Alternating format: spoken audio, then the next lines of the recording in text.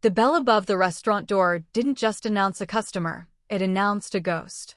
Serafina froze as Damien Marchesi stepped inside, his presence filling the salt-aired room like a physical blow. Before she could usher them away, her 3 children, sharing his dark curls and devastating gray gaze, ran toward the counter. Silence fell, heavy and dangerous, as the man who ruled the city's underworld finally looked upon the heirs he never knew he had. He did wait. That was the part one hadn't prepared for. I had imagined, in the frantic hour between his arrival and closing time, a dozen versions of how this would go. I imagined him losing patience and crossing the restaurant floor with that particular stride of his, the one that parted rooms like a wake behind a ship, and simply taking the answers, taking control of the air, taking whatever he decided was his. That was the Damien I remembered. The man who did not queue, did not negotiate, did not wait. But he folded himself into the corner booth, the one with the cracked vinyl I kept meaning to reupholster, ordered a black coffee from my only waitress, Petra, who came back to the kitchen with wide eyes and a whispered, "Sarah, who is that man?" And he sat there for 3 hours while my restaurant lived and breathed around him. He watched everything. I felt his eyes on me every time I moved between the pass-through and the tables. I felt them when I tied Lena's apron back on after she'd pulled it sideways. I felt them when Lysander fell asleep in the chair I kept behind the host stand for exactly that purpose, his dark curls plastered to his cheek, his small mouth open. I felt them when Roman, who missed nothing and cataloged everything, looked over at the corner booth for the 4th time and said to me, in a voice designed to be quiet and achieving the opposite, "Mama, that man keeps watching us. Finish your homework, Roman. He's been here a really long time." Homework. He looked at me with his father's eyes and the particular expression of a child who is choosing, for now, to let something go. Then he bent back over his worksheet. I got the children upstairs to our apartment above the restaurant by 7:30. I read 2 pages of Lena's book before she was asleep. Lysander had not woken from the chair, and I carried him up in one trip, his weight against my chest familiar and grounding, the warm bread smell of his hair something I pressed my face into for just a moment at the top of the stairs. Roman went without argument, which meant he was either exhausted or thinking, and with Roman those 2 things were indistinguishable from the outside. I came back down at 8:53. Petra had already gone. The last table had cleared at 8:40. The restaurant was mine again, low light, the smell of garlic and lemon and the sea coming through the cracked window above the sink, the particular silence of a place that has held people all day and is now exhaling. Damien was still in the corner booth. His coffee cup had been refilled twice and was empty again. His jacket was still buttoned. His 2 men in dark suits had stationed themselves near the door sometime around 7 and had not moved, eaten, or apparently blinked since. He had his phone face down on the table and his hands folded over it, and he was watching me walk toward him with the focused patience of a man who had spent 3 hours deciding exactly what he was going to say. I pulled out the chair across from him and sat down before he could stand. I didn't want the gesture of him rising. I didn't want his manners. "The kitchen is closed," I said. "I know. I have an early delivery tomorrow. Serafina." Just my name. The way he said it, not hard, not soft, something in between that was somehow worse than either, put 4 years of careful architecture under immediate structural threat. I kept my face arranged. "They're mine," he said. It wasn't a question. It had never been going to be a question. The window let in the sound of the water. Somewhere out in the dark, a buoy bell rang twice. "Yes," I said. Something moved through him. Not surprise, he'd had 3 hours and a very thorough look at 3 small faces to make his peace with what he already knew. It was something older than surprise. Something that looked, from the outside, almost like pain, and which I refused to let myself feel any sympathy toward, because sympathy was the first door, and I could not afford to open it. "How long did you know?" His voice was even. That was the most dangerous version of Damien, the even one. I found out 6 weeks after I left. And you didn't. No. I held his gaze. I didn't. The line of his jaw tightened. He looked down at the table for a moment, and in that moment I watched him do what powerful men do when they are confronted with something they cannot immediately control. He went very, very still, and he calculated. I want to understand, he said finally, how you decided that was a decision you got to make alone. I decided it the same night your lieutenant put a gun to a man's head in your foyer because he'd brought the wrong bottle of wine to your table. I kept my voice low. I kept it level. I decided it the same night I understood that the world you live in doesn't have edges, Damien. It doesn't stop at the gate. It follows people home. I leaned forward slightly. I was not going to let it follow them home. He looked at me for a long moment. Their names, he said. I almost didn't answer. But he had sat in my restaurant for 3 hours, and he had watched them, and something about the way he'd asked, not tell me their names, not I want their names, but simply the 2 words, stripped of demand, the closest thing to a request I had ever heard from him, made me answer. Roman. Lena. Lysander. He repeated them under his breath. Not to me. To himself. Something private, something I felt I had accidentally witnessed, and I looked away toward the dark window until it passed. I'm not leaving Paloma Cove, he said. I looked back at him. I have a house 40 minutes north of here. I'll stay there. His eyes met mine, and they were steady and absolute and entirely without apology. I'm not asking your permission. I'm telling you as a courtesy, so you're not surprised. Damien. I missed 5 years. The evenness cracked. Just slightly. Just at the edge. 5 years, Serafina. I am not negotiating about proximity. The buoy bell rang again outside. I thought about Roman's face at the host stand, chin lifted, entirely fearless. I thought about Lysander asleep in the chair. I thought about Lena's small hand patting mine when she thought I looked tired. I thought about everything I had built here, and all the ways it had just become something different without my consent. There are rules, I said. If you're going to be near them, there are rules. Something shifted in his expression. Not quite relief. Not quite victory. Tell me your rules, he said. And I understood, with a cold and clarifying certainty, that the real negotiation had not yet even begun. I didn't sleep that night. I lay on my side in the dark, listening to the sound of 3 children breathing through the monitor on my nightstand, the small, unconscious symphony of them, the way Lysander's breath always had that slight hitch on the exhale. The way Roman sometimes murmured words in his sleep as though he was solving something, and I stared at the ceiling and let the memory come. I had spent 4 years not letting it come. I had developed considerable skill at the practice.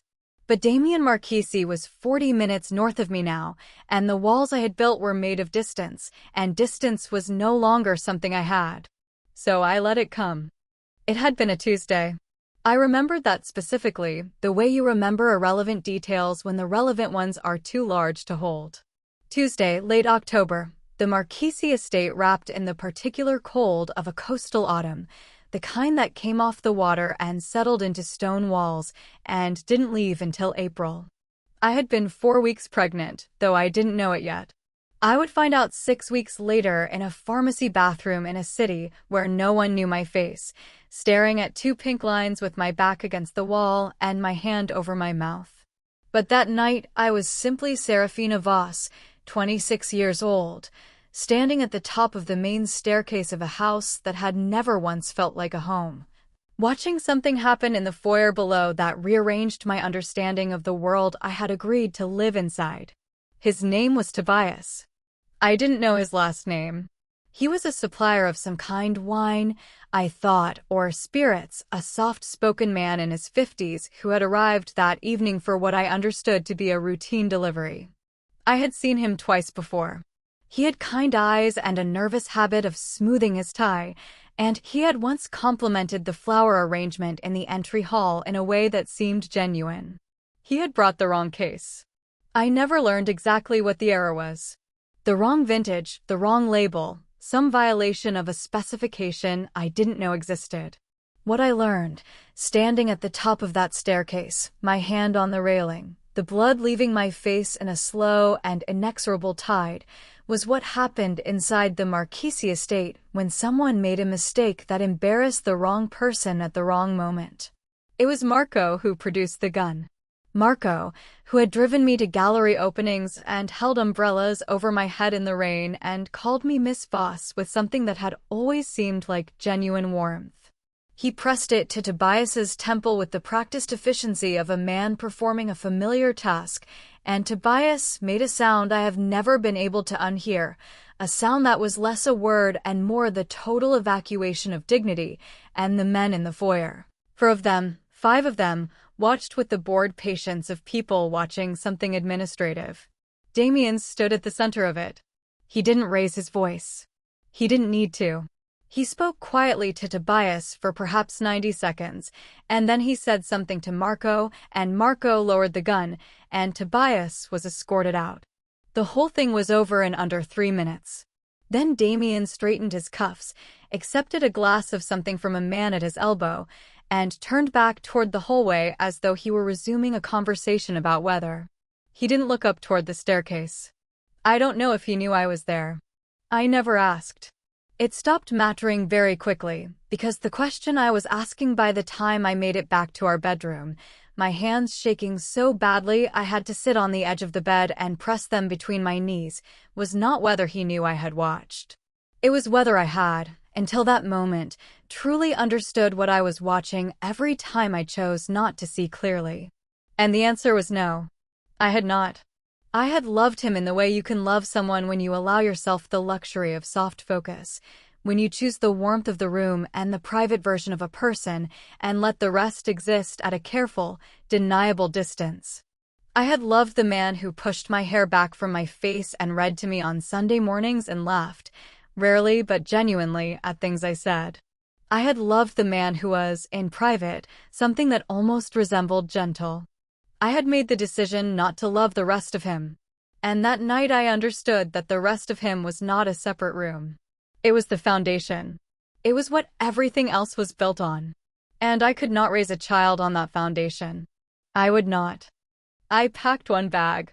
I took my passport, my personal bank card, the emergency cash I kept in a winter coat pocket from a habit my mother had instilled so long ago I couldn't remember the lesson, only the practice. I took the photograph from my nightstand, my mother and I on a beach somewhere, her laughing, her head thrown back, and I took nothing else, because there was nothing else in that house that was truly mine. I left at 2 a.m. I walked past Marco's station near the east door. He wasn't there.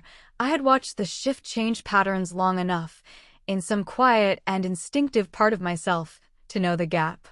I went through the kitchen, past the cold steel surfaces and the banked ovens, out through the delivery entrance, and into the dark. I did not run. Running was visible. I walked steadily, with my bag over one shoulder, until I reached the perimeter road, and then I kept walking until I found a taxi rank outside a hotel 2 miles from the estate. And I got in and I gave an address 3 towns over, and I did not look back through the rear window because I had learned, somewhere in the architecture of that night, that looking back was something I could not afford. The taxi driver had the radio on low. A song I didn't recognize. The heater was too warm and smelled faintly of pine, and I sat with my bag on my lap and my hands folded on top of it, and I watched the city lights slide past the glass, and I thought, this is the last night you will ever be this afraid. I was wrong, of course. But it got me through until morning. And morning got me to a bus station, and the bus station got me to the coast, and the coast, eventually, got me to Paloma Cove. To a shuttered restaurant with salt-warped window frames and a hand-painted sign that someone had left behind, and a landlord who didn't ask questions, and a town that felt, for the first time in years, like a place where the air was simply air and not something being managed. I had built a life from that morning forward. And now I lay in the dark above the restaurant that life had made, listening to my children breathe, and I thought about a man 40 minutes north who was, in all probability, also not sleeping. I thought about his face when I had told him their names. I pressed my eyes closed. Morning, I told myself. Handle it in the morning. But morning, I already knew, was going to require a different version of me than any I had yet had to be. He came back the next morning. I had known he would. I had known it the way you know a storm is coming before the sky has done anything obvious, some barometric shift in the quality of the air, some animal instinct that makes you check the windows before you've consciously decided to. I had the coffee on by 6:15 and my rules written on a notepad on the kitchen table, 5 of them, clear and non-negotiable. And I had read them back to myself twice while the children ate breakfast and argued about whose turn it was to feed the cat we technically weren't supposed to have in the apartment. He knocked at the restaurant's front door at 7:45. Not the entrance to the apartment, the restaurant. The distinction felt deliberate, and I chose to be grateful for it. He was alone. No dark suits flanking him, no implied infrastructure of consequence. Just Damien in a charcoal sweater with his hands in his pockets, the sea wind off the water having done something to his hair that made him look, for one disorienting moment, almost like a person. I unlocked the door and stepped back to let him in without a word. He looked around the restaurant in the early morning light the way he hadn't allowed himself to the night before, taking it in properly, the fishing nets I'd hung along the east wall, the mismatched chairs I'd collected from estate sales, the chalkboard menu above the counter in Lena's handwriting because she had asked to do it and her letters were enormous and slightly drunk, and I had never had the heart to replace them with something more professional. Something moved across his face that I couldn't name and didn't try to. Coffee, I said. It wasn't a question. Please. I poured 2 cups and sat at the counter and pushed the notepad toward him. He looked at it without touching it. My rules, I said. Read them before you say anything. He read them. I watched his face while he did. He had always had exceptional control of his expressions. It was one of the things that had made him both magnetic and deeply unnerving to be loved by, but I knew his face the way you know the face of someone you have studied in unguarded moments. And I caught the slight pause at Rule 3 and the almost imperceptible tension at Rule 5. He set the notepad down. These are reasonable, he said. I had prepared for negotiation. His reasonableness disarmed me in a way his resistance wouldn't have, and I recognized the tactic even as it worked on me, which was perhaps the most frustrating thing about Damien Marchese. He was often 3 moves ahead and entirely aware that you knew it. Good, I said. Then we're done. We're not done. He wrapped both hands around the coffee cup. I have something to tell you, and I need you to hear it without deciding in advance how to respond. That's not a promising opening. No, he agreed. It isn't. He told me then. Quietly, methodically, with the particular cadence of a man delivering a briefing rather than a confession, because that was how Damien processed things that frightened him. He organized them into information, gave them structure, made them navigable. What he told me took perhaps 4 minutes and dismantled the last of what I had believed was solid ground. The Valero family. I knew the name the way you know the names of weather systems, abstractly, as categories of danger that existed at a comfortable remove. A rival organization, older than the Marchese Empire, more patient, more ruthless in the particular way that patience enables ruthlessness. They had been watching Damien for 18 months. Standard competitive surveillance, the kind that apparently passed for normal in the world I had fled. 3 weeks ago, one of Damien's people had intercepted a photograph. He produced it from his jacket pocket and placed it on the counter between us without drama, and I looked at it, and the coffee in my stomach turned to something cold and structural. It was Roman. At the outdoor market 2 streets over, the one we went to every Saturday morning for vegetables and the sourdough Roman liked and the honey Lena put on everything. He was holding a paper bag in both arms and laughing at something outside the frame, and he looked exactly like a Marchese, and someone with a long lens and intent had been there to document it. The photograph was dated 6 weeks ago. They don't know yet what they have, Damien said. My analyst believes they flagged it as a potential lead and are still in the process of identifying. Which means there is a window. A small one. I became aware that I had pressed my hand flat against the counter and was leaning on it. I made myself straighten. How small, I said. Weeks. Perhaps less. He met my eyes. Serafina. I have a property. Private, staffed, fully secured. It's a compound outside the city, and it is the single safest location I can put them in while my people deal with the Valero situation. I want to move you there. All 4 of you. The word compound landed like a physical object. No, I said. Listen to what I heard what you said. I stood up from the counter because sitting felt untenable. I moved to the window and looked out at the water, at the boats, at the ordinary Tuesday morning unreeling itself along the harbor front. You're asking me to take my children into a fortified property controlled by you, surrounded by your people, in your world, because a threat exists that only exists because of who you are. You understand how that sounds. I understand exactly how it sounds.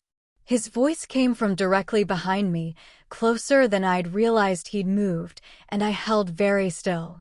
I also understand that the alternative is leaving 3 5-year-olds in an apartment above a restaurant with a standard lock on the door while the Valero family finishes identifying them. I closed my eyes. Outside, a gull crossed the gray water in a long, indifferent arc.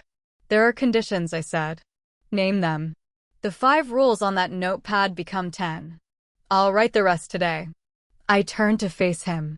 He was close enough that I had to tilt my chin slightly, and I hated that, and I did it anyway. I handle all conversations with the children about what's happening. You don't tell them anything about the danger, about your world, about any of it without coming through me first. Agreed. We are guests, not residents, not family. Not anything that requires a definition. We are there for safety, and we leave the moment you tell me the threat is resolved, and I will need that confirmed by someone other than you. Something flickered in his eyes. Not offense. Something more complicated. I can arrange that. And Damien. I held his gaze. If anything from your world touches my children directly, we disappear again. And the next time, you will not find us. The silence between us was not comfortable. It was the silence of 2 people measuring each other's seriousness and finding it, reluctantly, genuine. I would not let anything touch them, he said quietly. You didn't know they existed 3 days ago, I said. Want is not the same as can. He held my gaze for a long moment. Then he nodded once, slowly, the way he nodded when he had accepted a term he did not like but intended to honor. I'll send a car at noon, he said. I looked back at the harbor. At the boats and the salt air and the 4 years of careful, ordinary life I had assembled piece by piece from nothing. Make it 2, I said. I have a delivery to redirect. 3 days after the Valero threat became real, I stopped pretending the Cliff House was temporary. I didn't announce this. I didn't make a decision in any formal sense. I simply found myself on a Thursday morning unpacking the second suitcase, the one I had left deliberately zipped as a statement of intent, and hanging our things in the wardrobe with the quiet efficiency of a woman who has accepted something she has not yet found words for. Lena watched me from the bed with her chin on her knees. Are we staying longer? She asked. A little longer, I said. She accepted this with the easy pragmatism of a child who had already discovered the garden and made something she was calling a fairy house in the roots of the largest pine tree and had no strong objections to continued access. She slid off the bed and went back outside, and I finished unpacking, and I did not examine what I was feeling too closely because examination required stillness, and stillness was something I could not afford. The threat had arrived in the form of a phone call to Damien at 11 o'clock on Monday night. I had been in the kitchen with a cup of tea I wasn't drinking, reading a book I wasn't reading, and I had seen his face change through the glass of the study door. That particular compression, controlled and instantaneous. That meant the information arriving was serious. He had been on the phone for 40 minutes. When he came to find me afterward, he didn't soften it. The Valero family had completed their identification. They knew about Roman, Lena, and Lysander. They knew they were Damien's. They had intercepted enough to understand that the children were leverage, the specific, irreplaceable kind that even the most disciplined organizations found irresistible. Because leverage over a man who claimed to feel nothing was only as strong as the proof that he felt something, and 3 children were proof that could not be argued with. How long until they move on it? I had asked. My people are working to intercept that timeline, Damien said. Days. Possibly a week. And after? When it's resolved. He had looked at me steadily. Then we reassess. I had not pushed further that night because I recognized the limit of useful information, and I did not want to spend what remained of my composure on questions that had no immediate answers. I had gone to bed and lain awake listening to the pine trees and the water, and in the morning I had made breakfast for 3 children who were beginning to treat this cliff house with the casual ownership of children who have decided a place is theirs. Unpacking the second suitcase was not surrender. I told myself that clearly. It was adaptation, which was different.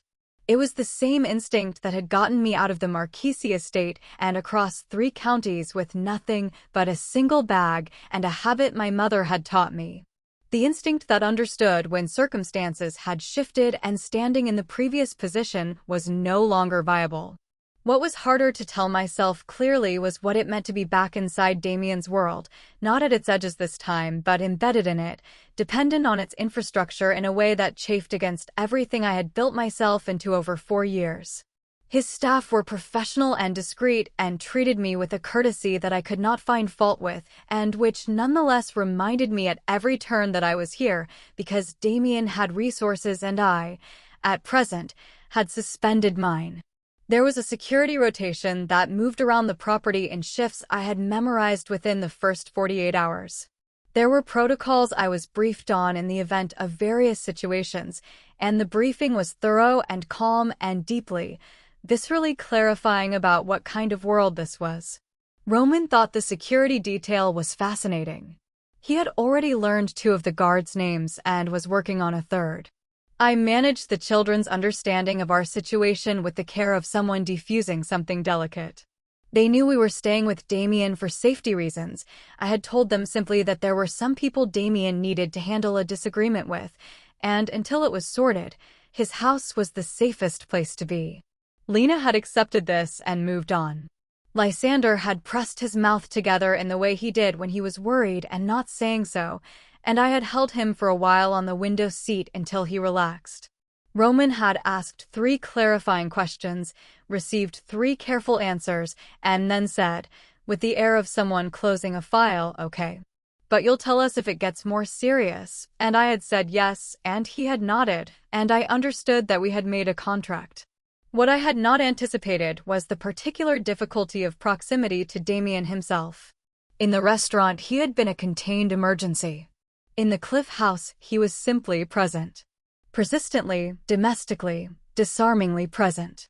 He worked long hours behind the study door, and I was grateful for that, but he surfaced for meals with a consistency that suggested intention, and he had begun, without announcement or request, to be useful in ways I found very hard to be ungrateful for. He fixed the latch on Lena's window that stuck. He did it himself, with a screwdriver, sleeves rolled up, without asking anyone on his staff to handle it, because Lena had mentioned it at dinner in the offhand way of children who report inconveniences without expecting resolution. And the next morning the window opened easily.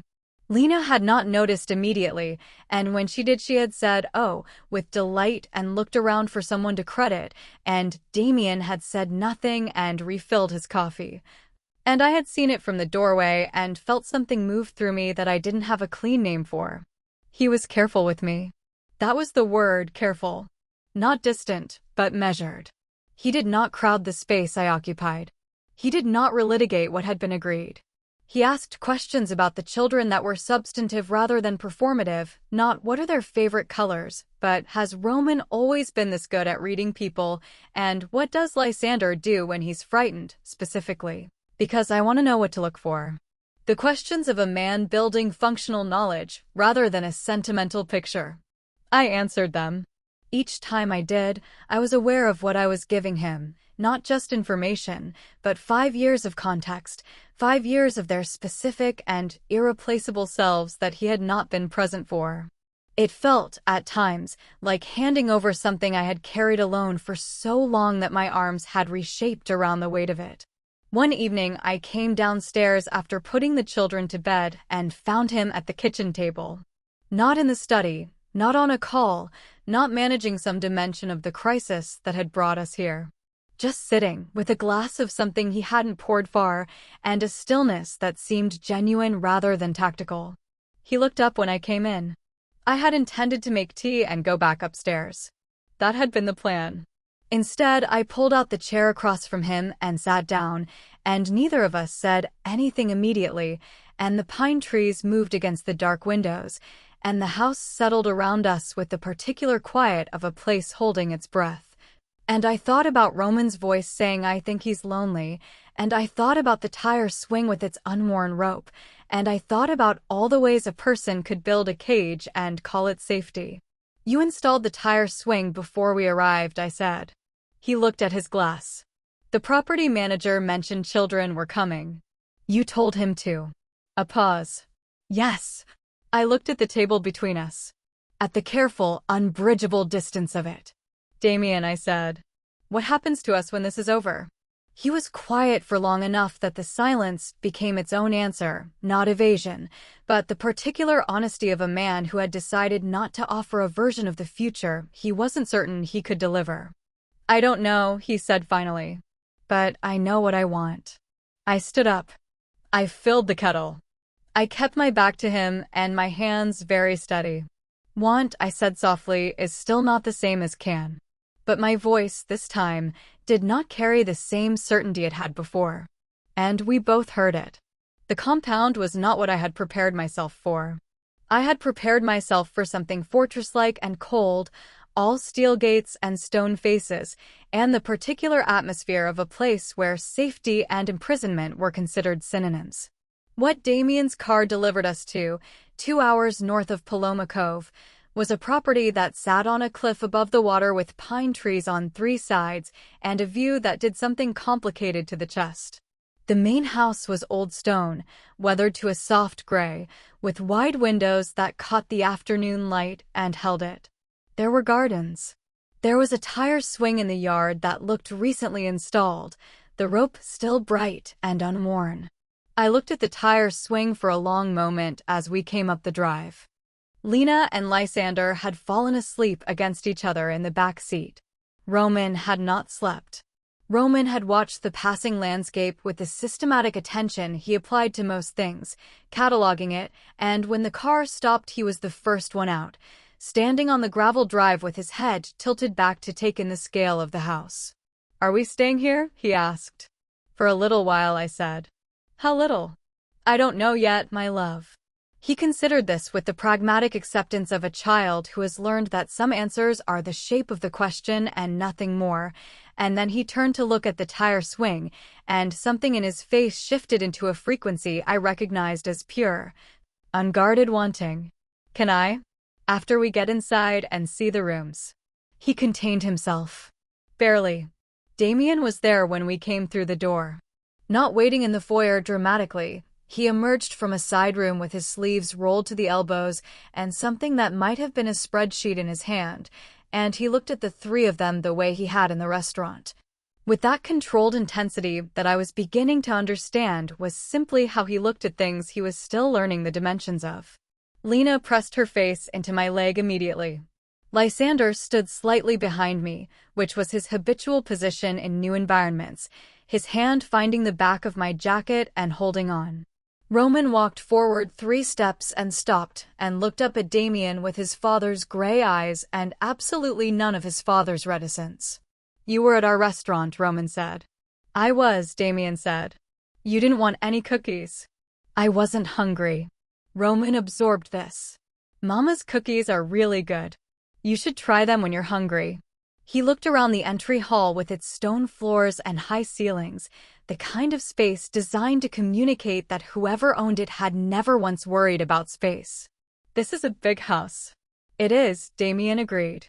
Do you live here by yourself? A beat. Something brief moved across Damien's face. Generally, yes. Roman nodded slowly, with the expression of someone receiving information they intend to file carefully. That seems lonely, he said, with total sincerity and zero cruelty, the way only children can deliver verdicts. And then he turned to me and said, Mama, can I find the tire swing now? I had expected Roman to be the difficult one. He was the eldest by 4 minutes, the one who noticed everything and forgot nothing, the one who had once asked me, at age 4, why I sometimes looked sad when I thought no one was watching. I had expected his intelligence to make him suspicious of Damien, the way it made him suspicious of anything that arrived without sufficient explanation. I had not expected him to be drawn in. It started the second afternoon. I was in the kitchen with Lena and Lysander, attempting to make the pasta they liked, navigating a kitchen 3 times the size of my restaurant's with the vague resentment of someone who prefers familiar tools, when I realized Roman was not in the room. Not in the hallway. Not in the garden, which I could see from the window. I found him in the library. Damien was at the large desk near the window with papers spread across it, working, and Roman had installed himself in the leather chair in the corner with a book from the shelf, a book that was almost certainly not intended for 5-year-olds. Something with maps in it, and the two of them were simply occupying the same room in companionable silence, the way people do when they have independently decided the other person's presence is acceptable. I stood in the doorway. Damien glanced up and saw me. His expression asked a question. I gave him nothing back and withdrew. I told myself it was fine. It was a room with books and a chair and a child who liked both. It was nothing. But the next morning Roman was there again before I'd finished making breakfast, and when I went to collect him Damien was showing him something on one of the maps, his finger tracing a coastline while Roman leaned in with both elbows on the desk. Asking questions in the rapid-fire sequential way, he asked questions when something had genuinely captured him, not pausing between them long enough for complete answers. Why is this part a different color? What does the dotted line mean? Were you ever on a boat on this part? How big was the boat? Was it scary? Damien was answering each one. Fully. Patiently. Without the slight flicker of adult tedium that even I, who loved Roman completely, occasionally felt at question 47 of a given morning. I watched from the hallway and felt something that was not quite fear and not quite grief, but lived in the neighborhood of both.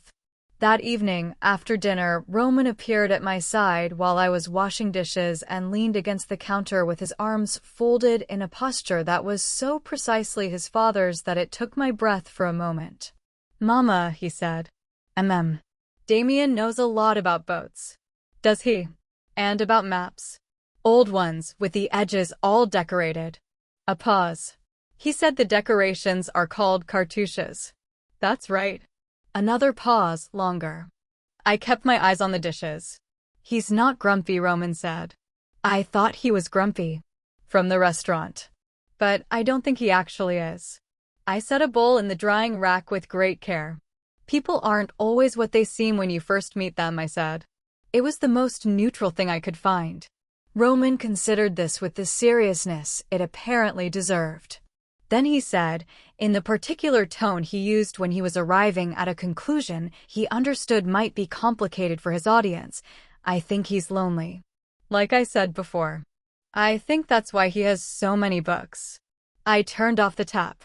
Outside, the wind moved through the pine trees with a sound like breathing, and the last of the evening light lay flat and gold across the stone floor, and my eldest son stood beside me with his father's jaw and his father's eyes and a tenderness toward people that had come, as far as I could tell, from somewhere entirely his own.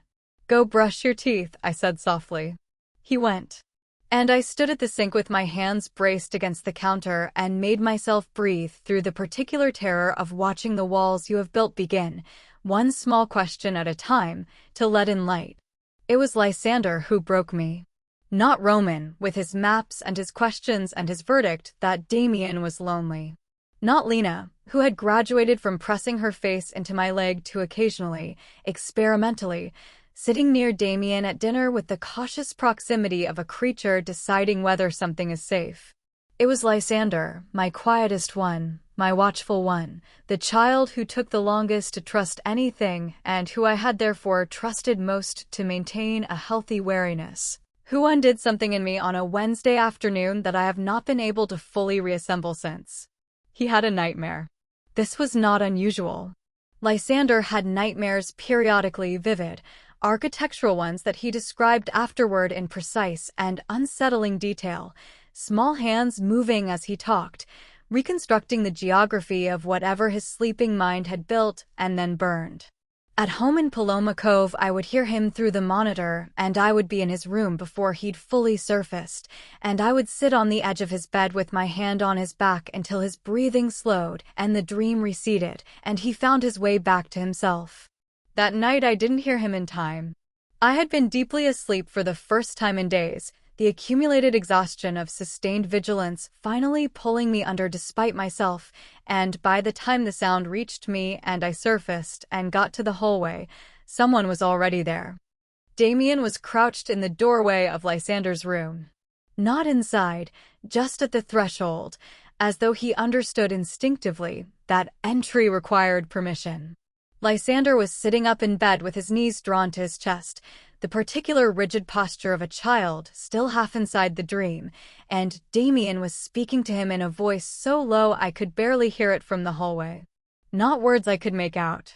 Just the cadence of them, steady, unhurried, the vocal equivalent of something being held still. I stayed where I was. I watched Lysander's shoulders drop a fraction. Then another.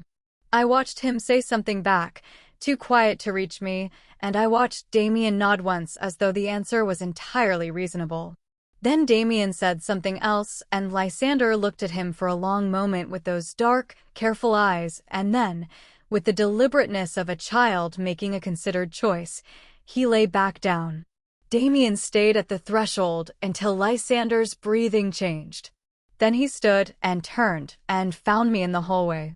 We looked at each other in the dark. He said nothing. I said nothing. He moved past me toward the stairs, and I went into Lysander's room and sat on the edge of his bed, and my son was already deeply asleep, his face slack and untroubled, whatever the dream had built already dissolved. I sat there for a long time.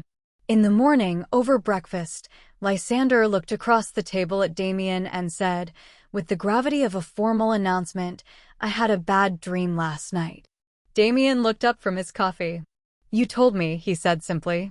Lysander nodded, apparently satisfied that the record was confirmed, and returned to his eggs, and that was all, and I had to look out the window for a moment at the water below the cliff and remind myself how to breathe.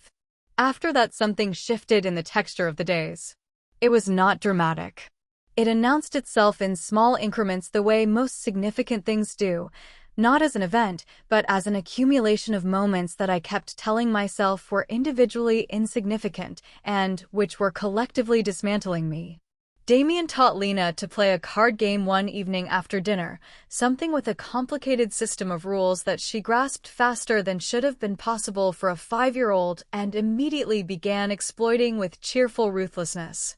He lost 4 hands in a row, and his expression throughout suggested he was not entirely certain he was letting her win, which meant possibly she was genuinely beating him, and the look on his face, somewhere between bafflement and something that was trying very hard not to be delight, was not a look I had ever seen on him before, and which I found profoundly difficult to look away from.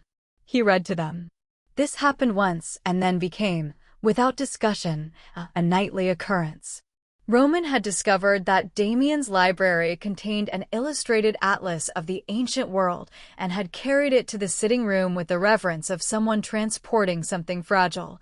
And Damien had read 3 pages aloud while Roman followed along with his finger on the maps, and Lena fell asleep against the arm of the sofa, and Lysander sat on the floor with his back against the coffee table and his eyes half closed, listening. Damien's voice in that context, low, unhurried, the same cadence he had used in the dark of Lysander's doorway, was something I had to actively resist. I had loved his voice once. I had loved it before I understood everything it was capable of ordering. I was beginning to understand that these two facts could coexist, and that understanding was its own particular danger. There was an afternoon when I was sitting on the stone wall at the edge of the garden, watching the water below the cliff, not thinking about anything specific so much as existing in the rare luxury of 10 consecutive minutes without a task. And Damien came and stood beside me. Not close. A reasonable, considered distance. He looked at the water too. She shuffles the cards herself now, he said. Lena. I know. She's been practicing in the bedroom. I can hear her. A beat of quiet. The wind off the water moved between us. Roman asked me this morning if I had been to the places in the atlas, he said. The real ones. The cities. What did you tell him? Some of them. He paused. He wants to go to Istanbul. He's decided. Something in my chest pulled in a direction I wasn't prepared for. He's been talking about Istanbul for 8 months. He saw a photograph in a library book. He described the photograph. The view from the bridge. He was quiet for a moment.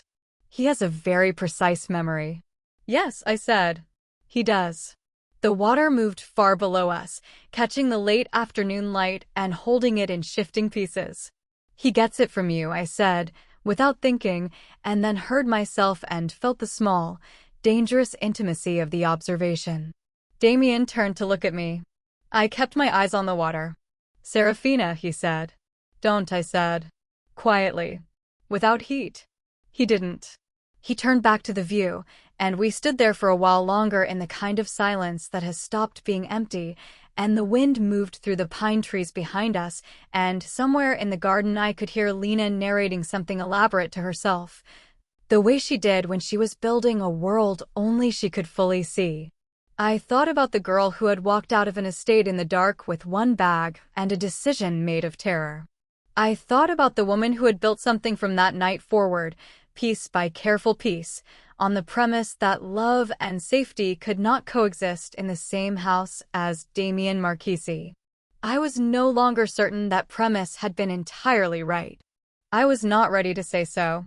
But I stood beside him on the wall above the water, close enough to feel the warmth of him at that careful distance, and I did not move away. The papers arrived on a Friday. Not legal papers, not a summons, not anything from the world that had been pressing against the walls of the Cliff House for the past weeks. They were architectural drawings rolled and tied with a rubber band, the kind of thing a person carries under their arm rather than in a briefcase, and Damien set them on the kitchen table after breakfast, while the children were still finishing their toast.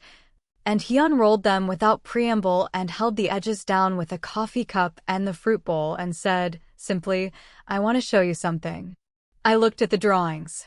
A floor plan. A structure that was not the Cliff House, not the Marchesi estate, something different entirely, smaller, purposeful, set into what appeared from the site diagram to be a coastal hillside with the ocean on one side and a tree line on the other.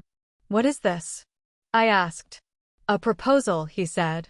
And then, before I could arm myself against it, not a demand. Not an ultimatum. A proposal. Roman had already slid from his chair and inserted himself between us to look at the drawings with his elbows on the table. Is that a garden? He asked, pointing. It would be, Damien said. If it gets built. It should have a wall here, Roman said, indicating a boundary line with considerable authority. For climbing. Roman, I said. I'm just saying it architecturally. The Valero situation had ended 11 days ago. It had ended in the way things in Damien's world ended, not with resolution so much as with a definitive shift in the balance of consequences, the details of which he gave me an outline only, which was the version I had asked for and the version I could absorb without it becoming something I had to carry. What I understood was that the threat to the children had been neutralized, that the specific individuals involved would not be a problem again, and that Damien had made choices in the handling of it that his own inner circle had not anticipated. He had pulled back. That was the part that mattered. There had been a moment. His head of operations had told me this not through any official channel, but because he was a man named Cresswell who had worked for Damien for 12 years and who had, in the past weeks, apparently decided I was someone worth being honest with when Damien had been in a position to expand. To use the Valero situation as leverage for territory, for influence, for the kind of consolidation that serious men in serious organizations spent their entire careers engineering toward. It had been, by Cresswell's accounting, a significant opportunity. He had not taken it.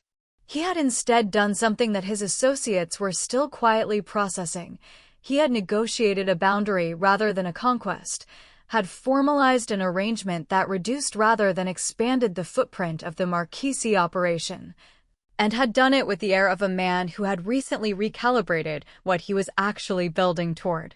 Cresswell had told me this on the stone wall at the edge of the garden, standing beside me with his hands in his jacket pockets and his eyes on the water. He had not editorialized. He had simply reported. And then he had said, "He hasn't explained his reasoning to any of us. He doesn't generally explain himself." A pause. "But I have worked for that man for a long time, and I know what he looks like when something has changed." He had gone back inside, and I had stood on the wall for a long time with the wind off the water and the pine trees behind me and the sound of 3 children somewhere in the garden, and I had thought about what it meant to choose less. To deliberately choose less, when more was available and you had spent your entire adult life treating more as the only intelligible direction. The drawings on the kitchen table were for a house on a piece of land 40 minutes south of Paloma Cove. Coastal, private, with a school 12 minutes away that I looked up that afternoon on my phone and found had an excellent record and a particular strength in what their website called inquiry-based learning, which Roman would eat alive and flourish inside of. There was a room in the floor plan marked simply restaurant/studio, not prescriptive, not assuming, just a space left open for whatever I decided to build next. He had left it unnamed on purpose. I understood that when I saw it. "You bought this land," I said. We were alone in the kitchen by then, the children dispatched to the garden with the focused energy of people who have been promised they can come back and look at the drawings later. 6 days ago, he said. Before the situation was fully resolved. Yes. I looked at the site diagram. At the tree line and the coastal hillside and the unnamed room. "This is a long way from the estate," I said. "From the center of your operation." "Yes," he said again. "You would still have responsibilities there. Obligations you can't simply." "I know what I still have," he said. "I'm not describing a fantasy. I'm describing a restructuring." He paused, and when he continued his voice had the particular quality it took on when he was being more honest than came naturally to him, when he was choosing words that cost something. "I spent a long time building something that I told myself was about security. About making a world that nothing could threaten." He looked at the drawings. "It turns out I built a world that was the threat. And I understand that you know that better than anyone." The kitchen was quiet. Outside, distantly, Lena was issuing instructions to Lysander about something in the garden with the confidence of a general. "I'm not asking you to trust the version of me you left," he said. "I'm not asking you to forget what you saw or why you ran. I'm asking you to look at what I'm doing now and decide whether it's evidence of something different." He met my eyes. "That's all. Just look at the evidence." I looked at the drawings. I thought about the tire swing with its unworn rope. About Lysander's shoulders dropping in the dark. About 4 card games lost to a 5-year-old who may or may not have been cheating. About a man who had pulled back when he could have expanded and had not explained himself to anyone. "The unnamed room," I said. "Yours," he said. "Whatever you want it to be." I was quiet for a moment. Then I said, "Roman will want input on the garden wall." Something moved through Damien's face, careful, controlled, and then not. Something that reached his eyes and stayed there, unguarded, and which I recognized from a long time ago as the rarest version of him. The version that had made me love him before I understood the cost. "I'll get him a pencil," he said. That evening I sat on the stone wall above the water for what I understood was probably the last time. The sun was going down into the ocean in the particular extravagant way it did from this cliff, all copper and rose, the kind of sky that felt like punctuation. Roman was beside me, his legs dangling over the edge, the architectural drawings in his lap with pencil marks along the garden boundary that had migrated considerably from their original position. "Mama," he said. He was quiet for a moment, watching the water. Then, in the tone he used for his most considered conclusions, the ones he had been sitting with for some time, "I think we're going to be okay." I looked at him. At the gray eyes and the dark curls and the jaw that would, in 20 years, look like the man sitting inside the house behind us. At the 5 years of him that were entirely, irreducibly his own. "What makes you say that?" I asked. He considered this with appropriate seriousness. "Because we weren't hiding before and we said we were. And now we're not hiding and we know it." He looked back at the water. "That's better." The sun finished its descent. The water went dark and silver and the first lights came on in the house behind us, warm through the windows, and Roman leaned slightly against my arm with the easy, habitual weight of a child who has always known he is held. I put my arm around him. I looked at the horizon where the copper had been. I thought, this is not the same as before. It is not a gilded cage, and it is not a restaurant above the sea, and it is not any shape I have lived in yet. It was something being built from different materials, by people who had each been, in their own way, taken apart down to the foundation and forced to reckon with what they were actually made of. It would not be simple. I knew that.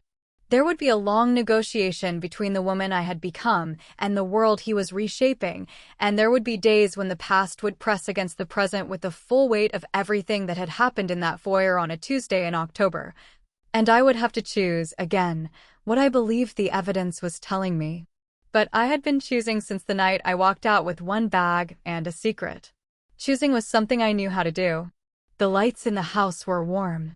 Inside, I could hear Lena's voice, and then Damien's, and then Lena's again, ascending, which meant she was winning at something.